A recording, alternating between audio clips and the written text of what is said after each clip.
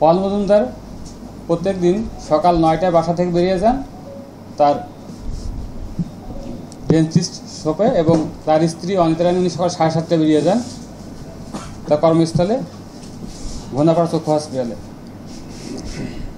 ওনার পল মজুমদার প্রত্যেক দিন 12টাতে ফিরে যান দুপুরের খাবার রান্না করার জন্য।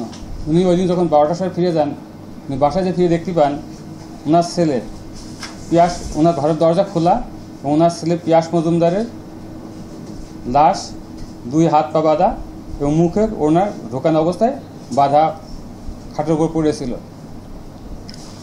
বর্ণিত ঘটনায় পুলিশ, র্যাব, পিবিআই সহ সব আইনশৃঙ্খলা বাহিনীর সদস্য ঘটনাস্থল পরিদর্শন করে এবং ওই দিনই একটা মামলা রুজু হয়। কোটালীপাড়া থানা পুলিশ সহযোগিতা নিয়েছে গোপালগঞ্জ সদর থানা পুলিশের সহযোগিতা আমরা তদন্ত কার্যক্রম শুরু করি। মামলা তদন্তে আমরা তথ্য প্রযুক্তি সহযোগিতা নিই এবং স্থানীয় যে ম্যানুয়াল তদন্ত সেটা আমরা সহযোগিতা নিই। তদন্তের পর্যায়ে আমরা জানতে পারি এই ঘটনায় 5 জনের সংশ্লিষ্টতা আমরা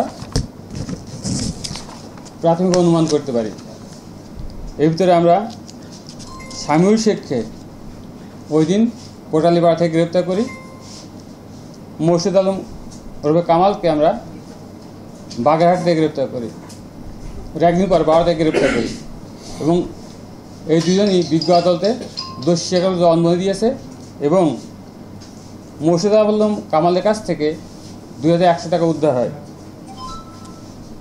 গতকাল সন্ধ্যার পরে আমরা এই মামলা ঘটনায় জড়িত একজন শওকত ভুইয়া নামে একজন গ্রেপ্তার করি, তার নিকট থেকে আমরা 22,000 টাকা উদ্ধার করি। মোট এই ঘটনায় 24,100 টাকা উদ্ধার আছে। 2 জন আসামি দোষ স্বীকার করে জবানবন্দি দিয়েছে এবং আরেকজনকে দোষ স্বীকার করে জবানবন্দি বিজ্ঞ আদালতে প্রেরণ করা হয়েছে। এই ঈদে জামা জুতো অ্যাক্সেসরিজের ডিসকাউন্ট